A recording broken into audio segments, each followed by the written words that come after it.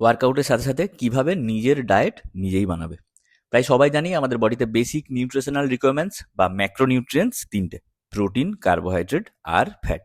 আর এর মধ্যে কার্বোহাইড্রেট বা ফ্যাট বাড়ির খাবারে ভরে ভরে থাকলেও প্রবলেমটা হয় প্রোটিন ইনটেক নিয়ে। তাই ঠিক কতটা প্রোটিন তোমার বডিতে দরকার আর কিভাবেই বা সেটা নেবে, এই ব্যাপারে সবার মাথায় গুগল দেখেই হোক বা বড় কারো কথা শুনে একটা বেসিক ক্যালকুলেশন করে নিজের বডি ওয়েটের 2 টাইমস।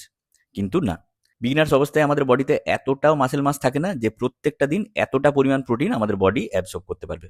আর না পারলেই ইনডাইজেশন। তাই বেশি প্রোটিন মানেই যে বেশি মাসেল, ভুল কনসেপ্ট। আর এটা শুধু ওয়েস্ট অফ মানি। তোমাকে সময়ের সাথে সাথেই এর পরিমাণ বাড়াতে হবে। বিগিনার্স অবস্থায় 0.8 to 1 gram per KG body weight is enough for your muscle growth.